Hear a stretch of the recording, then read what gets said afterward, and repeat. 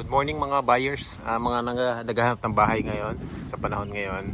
Dito sa San Antonio South, malapit sa lahat. Bali, malapit sa Binyan area to.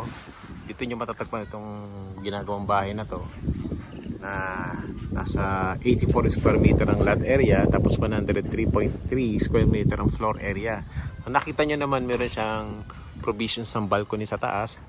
And then yung design niya napaka-elegante kasi mga mirror yung side niya, ibig sabihin matipid sa ilaw yan. So maliwanag sa loob.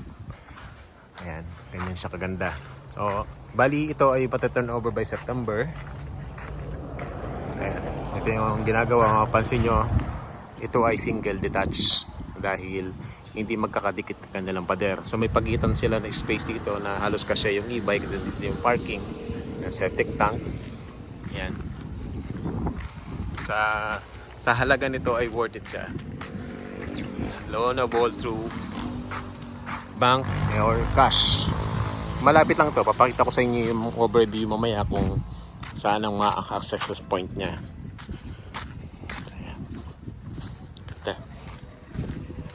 Kaya kung naghahanap kayo ng bahay na tingin nyo ay pasok sa budget nyo, ito na yung i-grab nyo.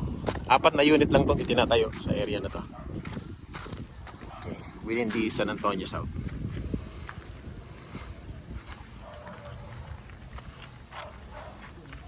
Okay. Tignan natin yung likod.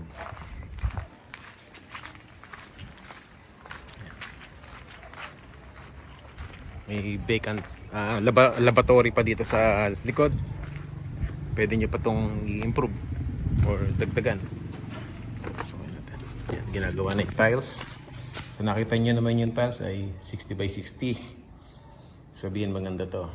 Yan, ginagawa pa lang siya sa ngayon, pero by September ay matatapos siya.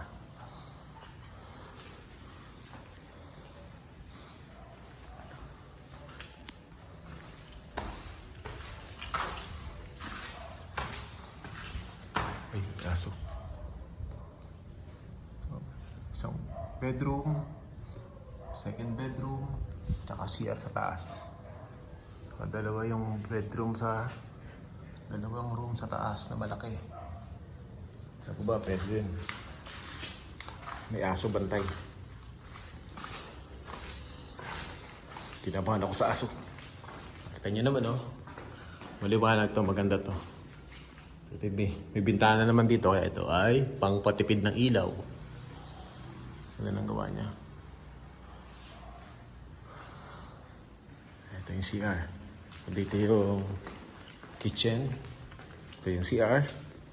Malaki ang CR sa baba. Comfort room.